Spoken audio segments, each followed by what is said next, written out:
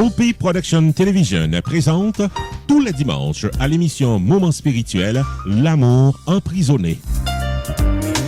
Toute l'histoire du ministère spirituel de la sœur Donna Bélisaire, sa vocation à servir, mise en branle de la congrégation Les Sœurs Rédemptrices de Nazareth, l'expérience de la prison, les sacrifices pour aider les enfants pauvres, l'éclat de la sœur Donna sur la scène internationale.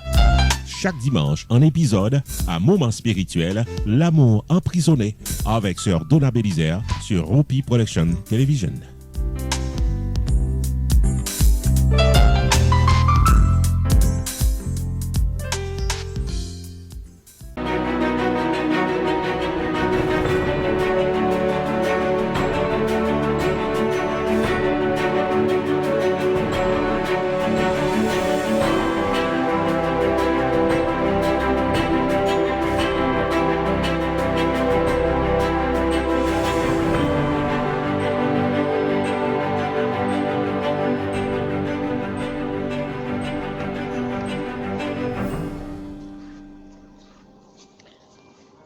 Mes amis,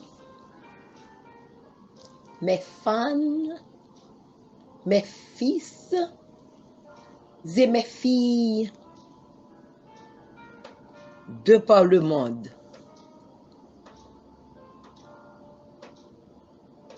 Je vous reviens encore ce soir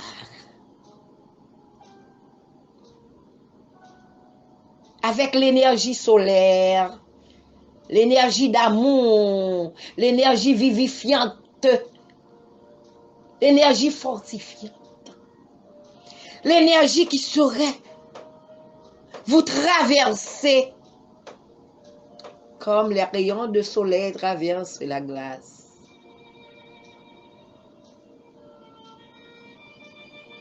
L'énergie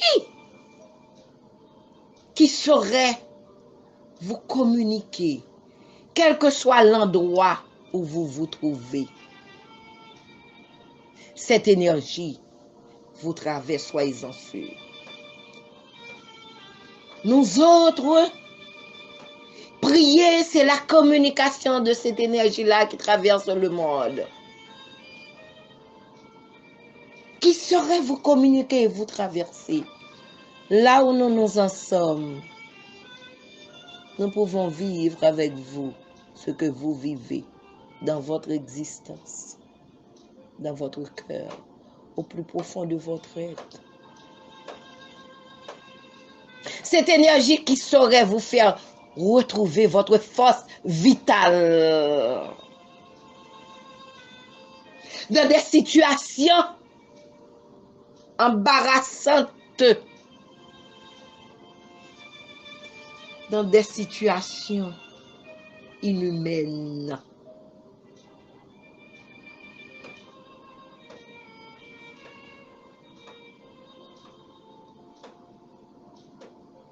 Dans des situations que vous et moi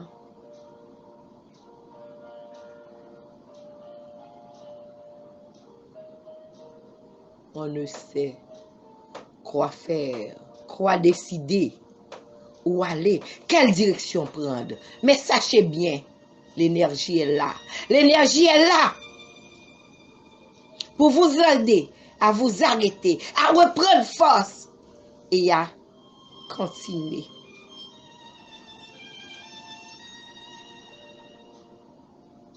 La marche avec des pas assurés. Oui, c'est dur.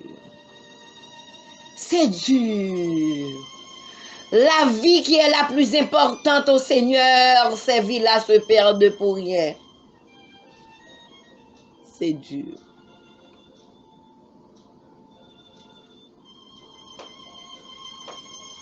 On se demande, dans notre pays, pouvons-nous faire des projets?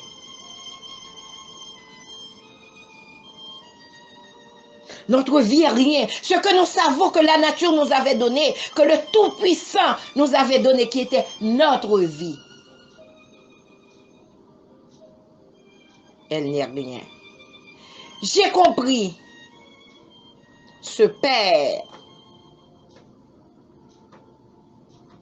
qui a dû tuer ses enfants. Et je connais mon peuple. Je suis allé par Mont et par Vaux rencontrer les paysans. Surtout nos vaillants paysans, nos fiers paysans qui se disent, ma soeur, mon petit monde m'a mouru dans même comme ça, je préfère mourir avec lui plutôt. Des paysans qui ne peuvent pas assister la vie de leurs enfants, qui n'ont rien à leur donner à manger. Je comprends. Il y a certaines situations qui se passent dans notre pays. Les gens tuent leurs membres de famille. C'est parce que, premièrement, cette situation que nous vivons, ils se disent, est-ce que mon fils, ma fille, mes soeurs vont vivre cette situation aujourd'hui? C'est mieux que nous ne soyons plus. Hein? C'est à ce niveau qu'on est arrivé. Un niveau de désespoir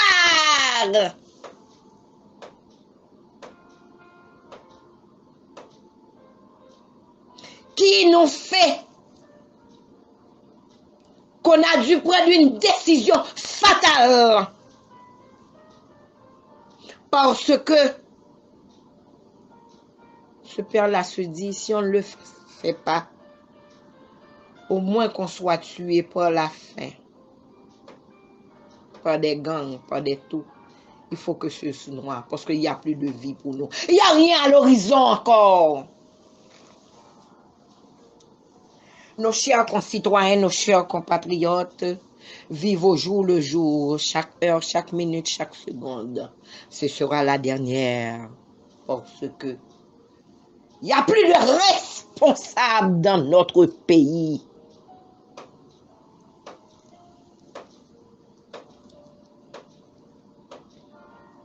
Oui. On est lâché.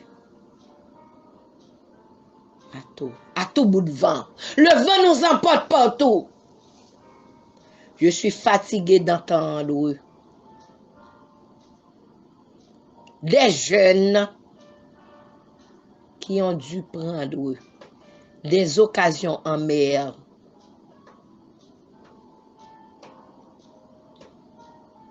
Au risque et péril, parce que eux aussi, ils écoutent les nouvelles. Ils savent que ils peuvent ne pas y arriver. Et ils se disent, comme un a eu à me dire, Sœur Donna,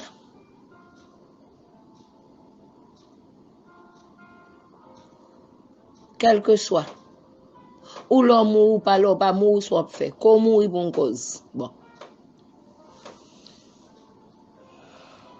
C'est dur. Et on dit, ma soeur, plutôt mourir dans la mer, au moins. Au moins, je dirais que j'ai fait quelque chose. Avez-vous pensé, mes chers responsables? Avez-vous pris 1 minute de seconde pour penser? Pour vous demander quelle est votre responsabilité? En avez-vous pris? Pensez-vous que la vie serait toujours belle comme ça? Mais vous serez aussi un jour dans cette même situation. La responsabilité que vous n'avez pas aujourd'hui, vous n'avez pas pris ou su aujourd'hui, jusqu'à votre 3e génération, vous allez en subir. Quand on est responsable, on est tacitement responsable de tout ce qui se passe. Depuis quelque temps, notre chère tradition Rara, dans le pays, qui est une tradition vraiment de vieille date, qui est une tradition qui retrace, où ces gens-là, ces paysans qui n'ont rien pas de distraction, rien du tout, pas de cinéma, pas de télévision, mais c'est leur seule distraction. C'est un pèlerinage de défoulement. C'est un pèlerinage culturel où les gens là peuvent laisser chez eux. Nous faisons les 40 jours. Ou bien en prière, ou bien en faisant des sacrifices. Mais eux-mêmes, ils font ces 40 jours laissant chez eux à une marche interminable, les 40 jours, à jouer, à danser, à satisfaire et leur âme et leur esprit et leurs ancêtres. Oui, le Rara aussi dure 40 jours. 40 jours de fête. Il y en a des historiens qui disent que c'est depuis la naissance de Jésus non, le Rara existait bien avant. On revoit les taïnos de chez nous dans le Rara. Leur façon. Parce que quand on était petit, on nous faisait dire vraiment, les Indiens vivaient de la danse, de la poésie. Et c'est tellement vrai. Ceux qui font le Rara de 40 jours de chez eux, c'est de la danse, c'est le boisson, et c'est retracer aussi nos traditions, ce qu'on vit. C'est la vécu de la situation de la population là où ils vivent. On dit toujours, si vous voulez connaître ce qui a été passé, etc., et dans cette commune-là, suivez le Rara, les rythmes, à travers les rythmes. Vous allez comprendre, vous allez capter un message. Oui, ils envoient aussi un message. Pas aussi, il ne faut pas négliger le Rara, bien parler de chez nous. Ça a plus d'importance, plus de profondeur que le carnaval. C'est un pèlerinage. C'est un temps où on s'arrête. Après le paysan qui est fini de travailler, tout son sort, celui qui a connu ou sa femme l'avait trompé, etc., il a 40 jours de marche pour remercier la nature, pour remercier ses ancêtres, à danser, à chanter, à boire, comme faisaient nos ancêtres.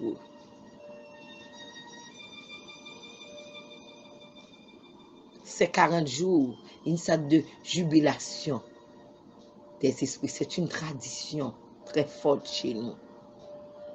Depuis quelque temps, il y a les voitures sans foi ni loi rentraient dans les bandes de Rara et tuaient des gens, faisant semblant qu'ils ne savaient pas. C'est faux, c'est pas vrai, c'est dommage, c'est manque de respect. Parce que nous ne savons pas, nos autorités ne respectent pas notre culture, notre croyance. Et j'ai dit toujours, moi je suis catholique, religieuse catholique. Fait partie de la congrégation des Sœurs Rédemptrices de Nazareth. C'est pourquoi nous avons une branche œcuménique. Parce que nous reconnaissons, avant d'être catholique, je suis haïtienne. Nous sommes tous des Haïtiens. Et nous ne saurons laisser derrière nous la personne que nous sommes. On sera devant Dieu comme il nous a créés. C'est la nature qui nous a créés comme nous sommes. Personne ne pouvait venir nous dire que nous ne pouvons pas être de telle façon ou de telle façon. C'est le tort, malheureusement, de toutes les religions, même la mienne. Il faut cesser de le faire. Il faut cesser de valoriser une culture face à l'autre. Il faut cesser de valoriser cette personne-là que vous recevez dans votre religion, de valoriser la personne qu'elle a été de sa naissance, de ses traditions, de sa famille. Je vais répéter encore après Maître Sylvestre, dans la première année de théologie, qui a eu à nous dire, c'est pas la première fois que je vous le dis, quand on veut perdre un peuple, quand on veut finir avec un peuple, quand on veut faire disparaître une population, un peuple, on passe par sa culture, sa religion et ses traditions. Oui. Et de plus en plus, je vois que notre cher maître Sylvestre, dans le cours de sociologie, avait raison, le regretté mémoire.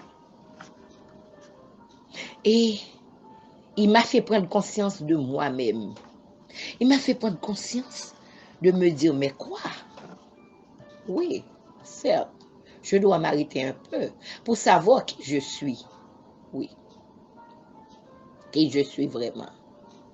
Et c'est parce que j'ai pu découvrir qui je suis que jusqu'à présent, malgré vents et marées, malgré toutes les désinformations, les sabotages,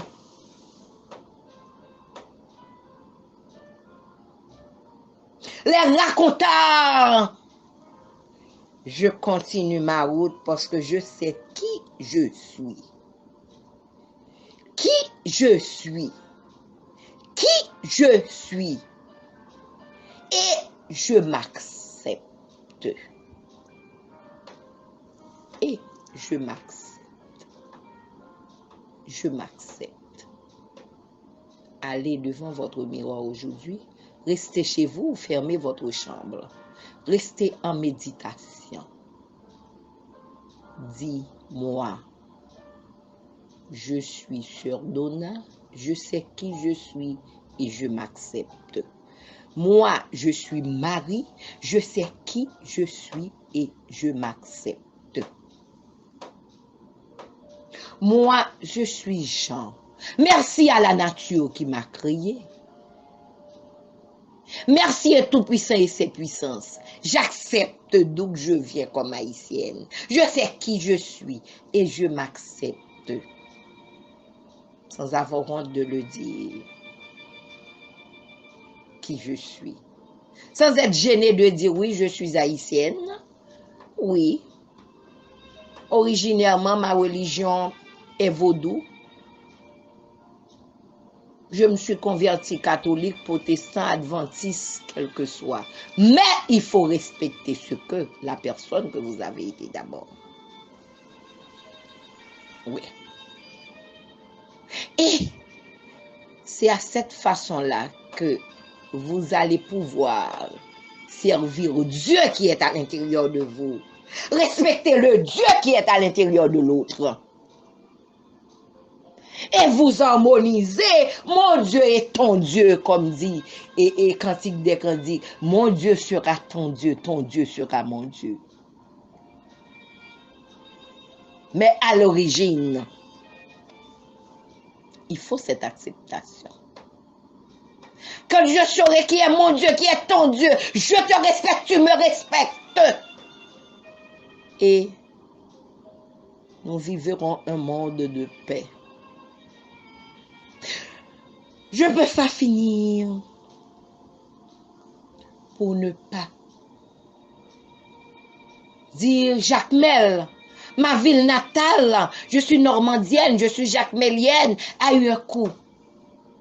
Après Rara, ces gens-là qui sont morts dans un accident, on ne sait pas, qui ont été victimes.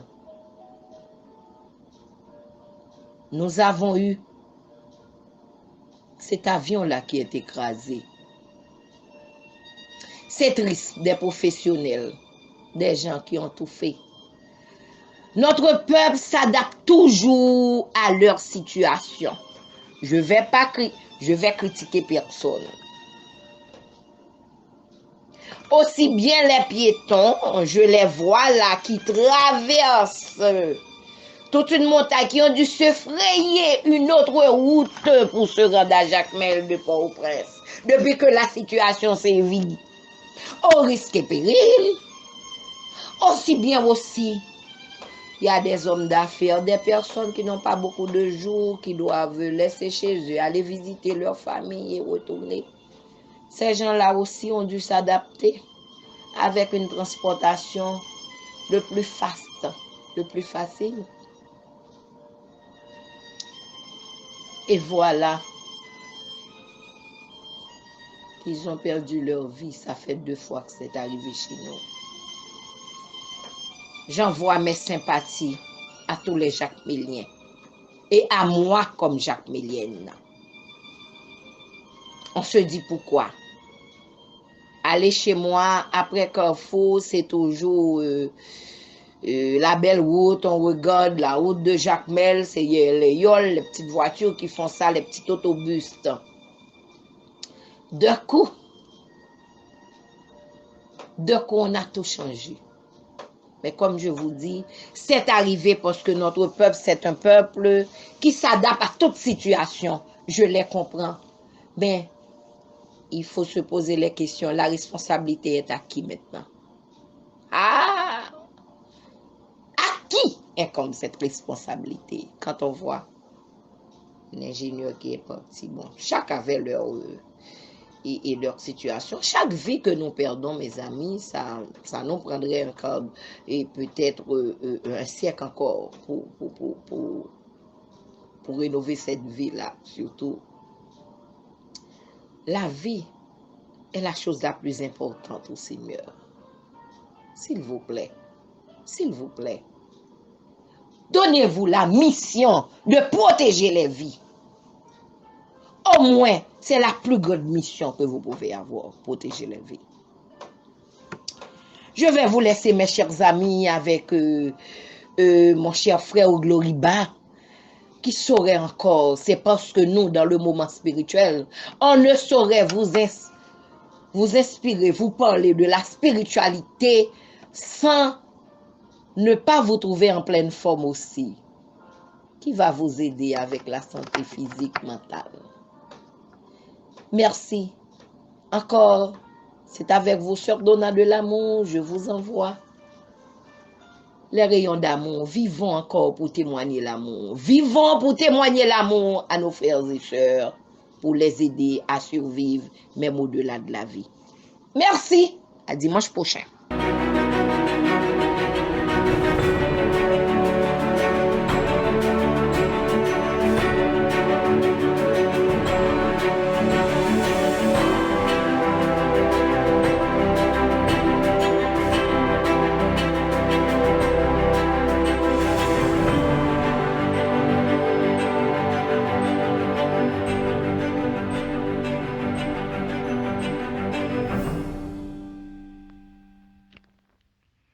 Mesdames, Mesdemoiselles, Messieurs, chers auditeurs des ondes ou internautes, nous avons le plaisir d'entrer dans vos logements pour vous apporter cette rubrique sanitaire comme à l'accoutumée.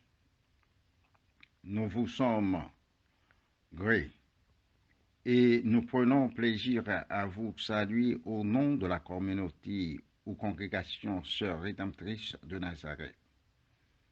Nous vous rappelons que cette rubrique est adressée au public à titre de conseil et non à titre de diagnostic ou de traitement. La congrégation Sœurs Rédemptrices de Nazareth veut le bien de la communauté et s'engage à diffuser des conseils prodigieux et sanitaires.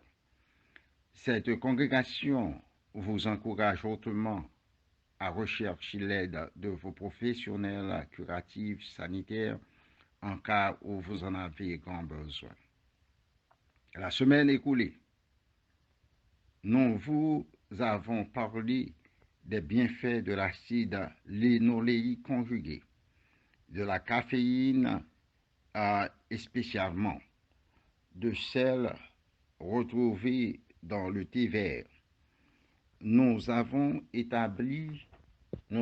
aussi parlé du supplément mélatonine. Aujourd'hui, nous allons commencer avec le SE-méthylsélénocystène. Le SE-MSC ou encore SE-méthylsélénocystène, qui est un composé naturel du sélénium, se présente comme un agent préventif carcinogénique. Le SEMSC est un sélénoaminoacide qui est synthétisé par des plantes ou des herbes comme l'ail ou le brocoli. Ce supplément a été trouvé effectif contre les cellules mammaires cancéreuses et contre les cellules tumoriques.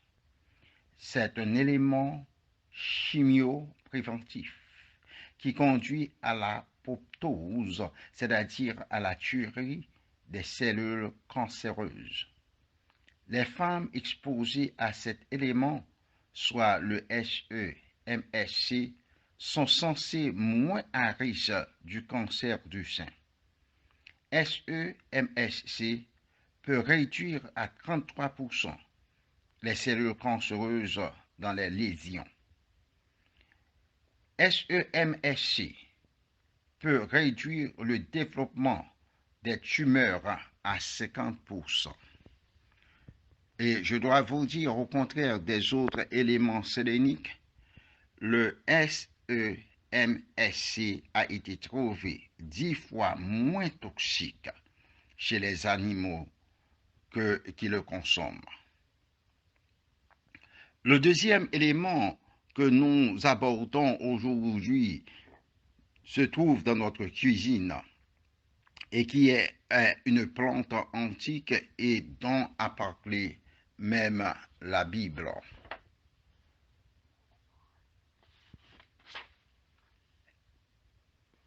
Est-ce le garlic ou l'ail, Allium sativum? C'est un élément inhibitoire. Cet élément inhibe un grand nombre de malignacées. Il minimise des dommages causés par le cancer et improuve grandement l'immune système. Il est dit qu'il n'existe pas de plante aussi curative que l'ail.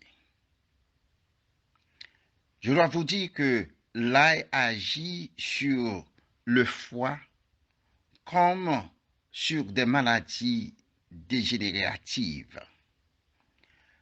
L'ail combat le foie, et cela pendant des siècles. C'est pourquoi les Chinois l'ont utilisé grandement pour combattre des tumeurs, alors que les scientifiques recherchaient encore sa valeur curative.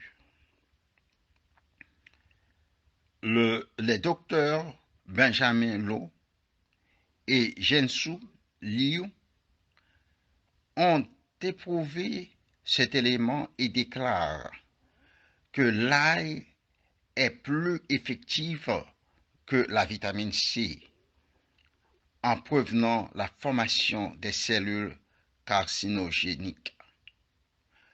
Dr Benjamin Lo rapporte dans son étude que les gens qui utilisent l'ail sont moins à risque de mourir du cancer.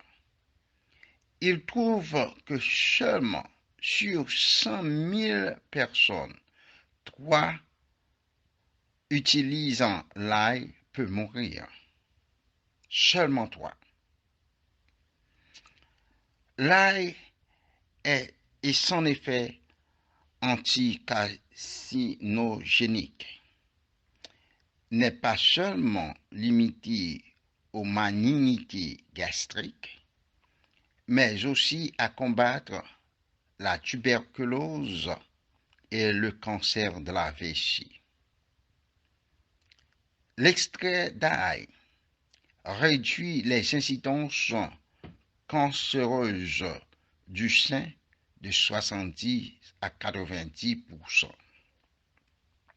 Le dialyle disulfide, un composé soufré, qui est aussi une substance de l'ail, conduit à l'apoptose des cellules cancéreuses.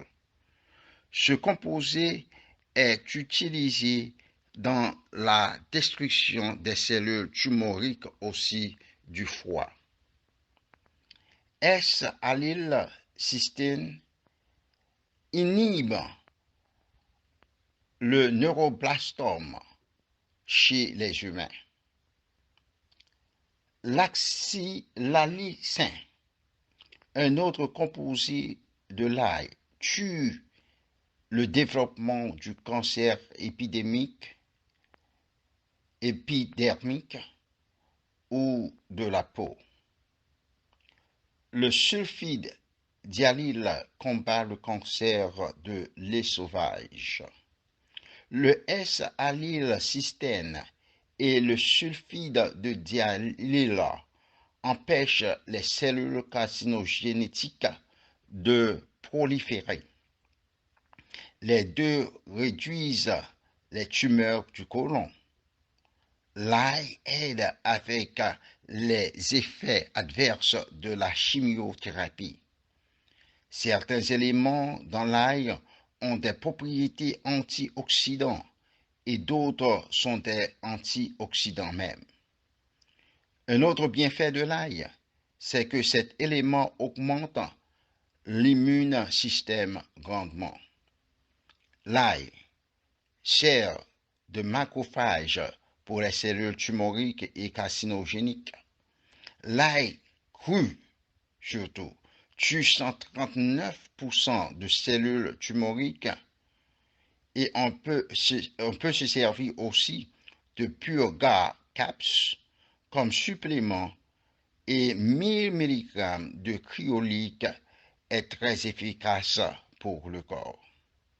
Je dois vous dire, chers amis, que l'ail contient du magnésium, sélénium, 17 aminoacides, 33 composés de soufrés, des vitamines telles que B, A et C. L'ail possède le germanium, un élément super à tuer les cellules cancéreuses. Je dois vous dire que l'ail est une plante guérissante.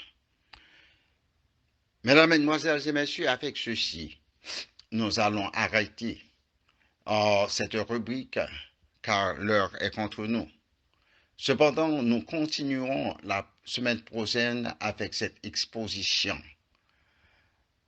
D'ici là, je vous souhaite bonne santé et à tantôt.